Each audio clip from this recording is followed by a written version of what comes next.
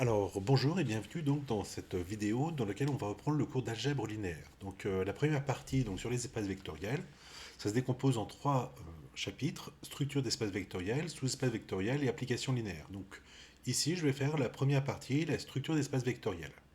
Alors, les structures d'espaces vectoriels, vous devez le savoir, c'est en algèbre générale, ça fait appel à plusieurs éléments. Donc, je vais reprendre un petit peu cette présentation d'algèbre générale, hein. Donc, avant de faire de l'algèbre, il faut faire de la théorie des ensembles.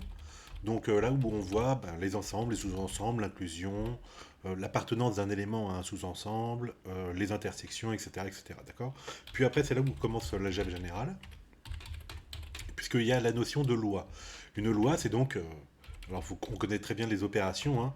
Ça prend donc deux éléments, donc c'est une application de de g croix g, par exemple, ou d'un ensemble croix lui-même, d'accord, dans E. C'est-à-dire à deux éléments, ça en envoie un voilà, sur l'ensemble lui-même. Ok.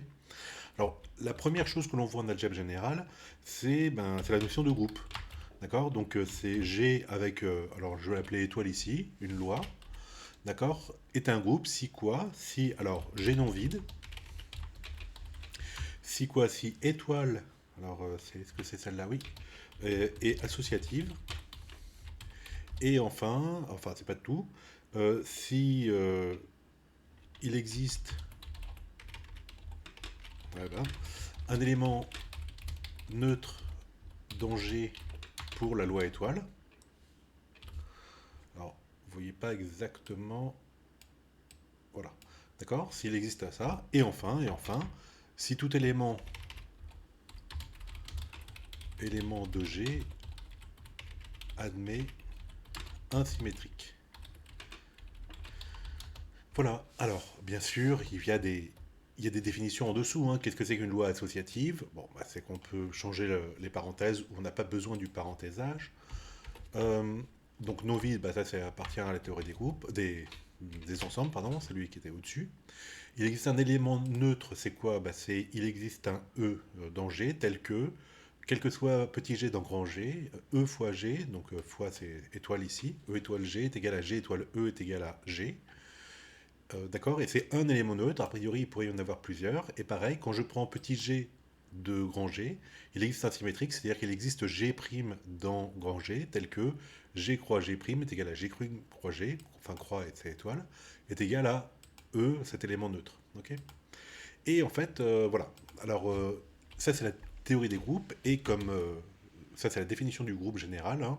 Et comme première propriété, c'est que l'élément neutre d'un groupe de hop, G étoile est unique. Et de même pour petit g dans grand G, d'accord, il existe un unique symétrique. Alors là, ce que la propriété ajoute, ça dit il existe au moins un symétrique, d'accord. Et puis là, ça dit qu'il en existe qu'un seul, ok. Et donc on pourra appeler le symétrique à partir de maintenant. Ok, donc ça c'est la première chose. Qu'est-ce que c'est l'algèbre, hein? C'est donc l'utilisation des théories de relations, donc ça c'est aussi une relation, mais bref, des lois sur un ensemble. Ok. Donc le groupe c'est la première chose. Ensuite la seconde c'est la structure d'anneau. Donc A plus multiplié, alors je vais mettre comme ça le multiplié, est un anneau si quoi? Si A plus est un groupe abélien, d'accord. Si multiplier, alors donc qui dit groupe abélien dit que hein, c'est associatif, d'accord. Qu'est-ce que c'est que multiplier? Multiplier est aussi une loi associative, d'accord. Que multiplier est distributive sur la somme, ok.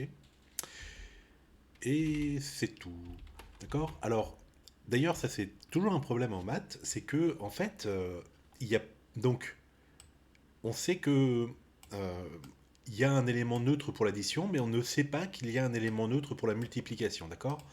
Et donc, on appelle anneau unitaire tout anneau ayant un neutre pour la loi multipliée. Voilà. Alors, je vous disais, c'était un problème en maths parce que très souvent, c'est pas très bien standardisé là. On appelle anneau, en fait, ce qu'on devrait appeler anneau unitaire, c'est-à-dire de préciser que on a un élément neutre pour la loi multipliée. Bien sûr, cet élément neutre, on l'écrit 1, parce que le neutre pour la loi multipliée. Et celui-là, on l'écrit 0, l'élément neutre du plus. Ok. Voilà.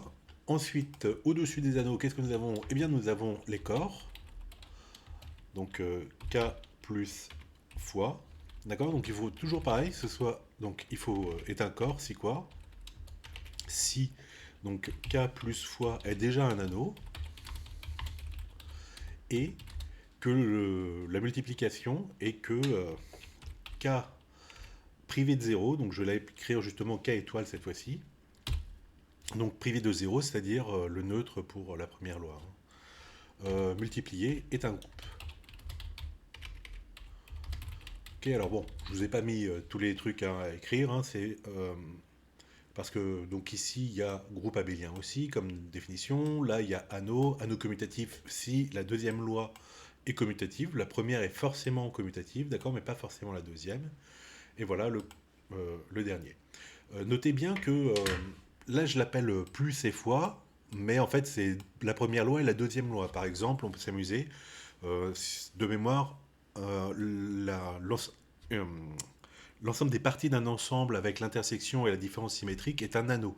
D'accord. Donc l'intersection ce serait le plus et la différence symétrique ce serait le multiplié. Donc rapidement j'ai regardé sur Google, enfin sur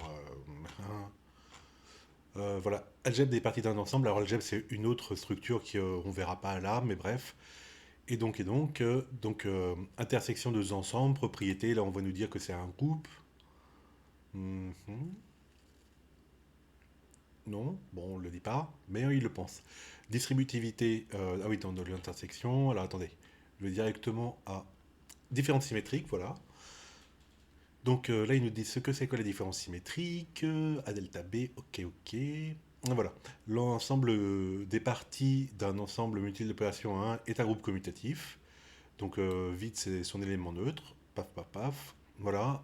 Et l'ensemble des parties donc d'un ensemble muni de la différence symétrique et de l'intersection est un anneau commutatif unitaire. Ok, donc voilà, ça, et donc on a la distributivité de intersection par rapport à différence symétrique. Ah, donc l'anneau unitaire, hein, c'est bien euh, enfin P de E pour l'ensemble des parties, delta qui joue le rôle du plus, et intersection qui joue le rôle de la multiplication, puisque c'est la multiplication qui est distributive par rapport au plus. Ok.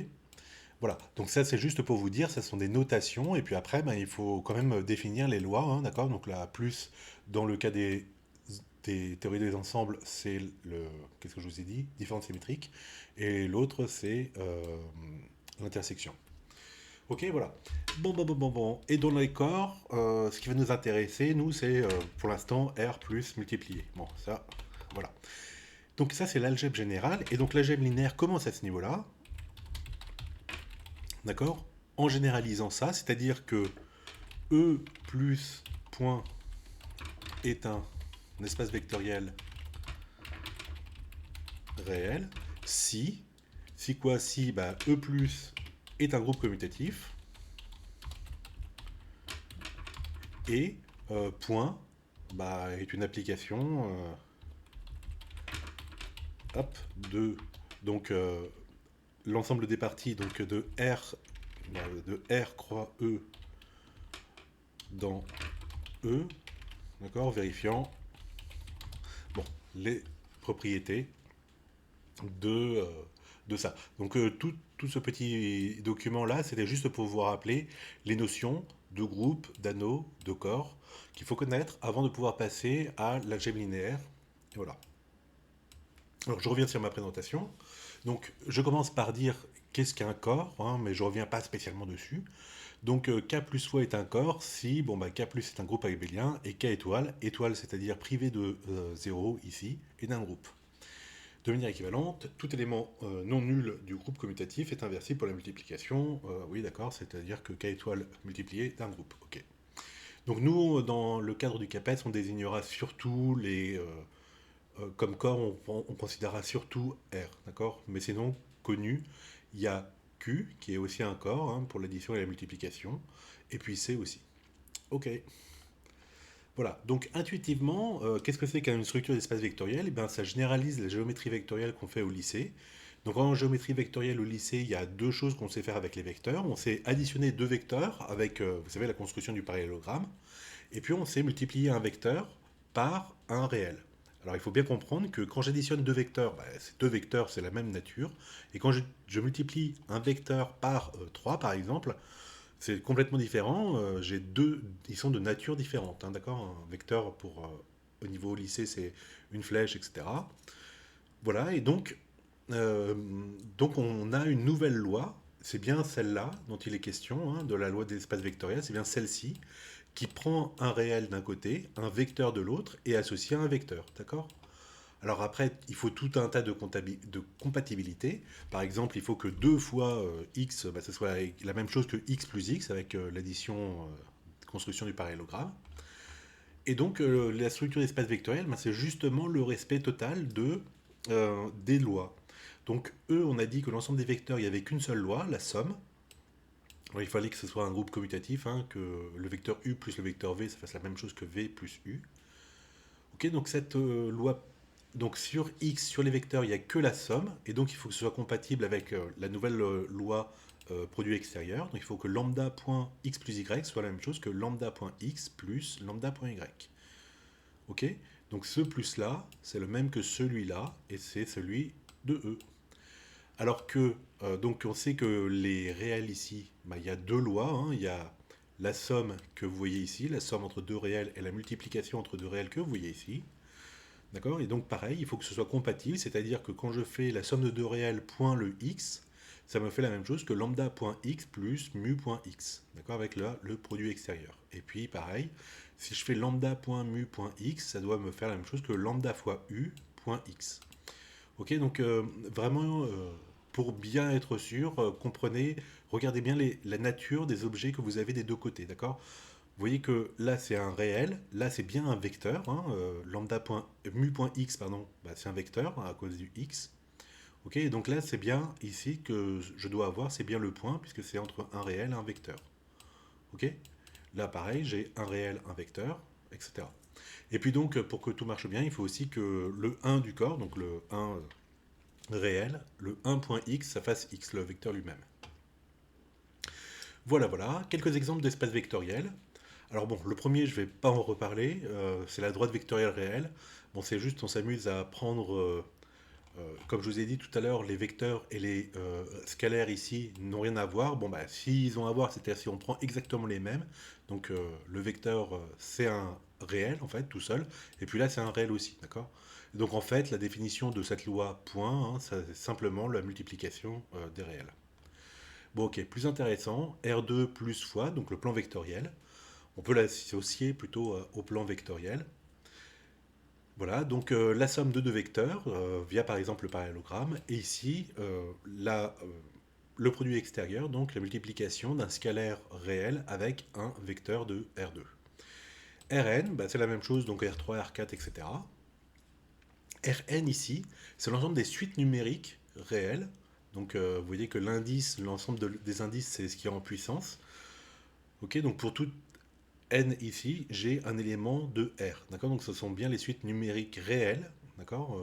Voilà, indexées par n qui est en haut. Ok? Donc ça, c'est un espace vectoriel aussi, réel, hein. Et le dernier, c'est l'ensemble des fonctions de R dans R, donc fonctions quelconques. Pas de continuité, pas de dérivabilité, rien du tout, toutes les fonctions. Voilà, pour tout réel qui est ici, vous associez un réel qui est en bas. Donc, donc, qu'est-ce que ça nous dit, ces deux dernières choses? Alors, c'est intéressant, c'est-à-dire que ce sont les structures algébriques qui existent dans l'analyse. Donc, les suites réelles sont un espace vectoriel réel, oui, c'est ça.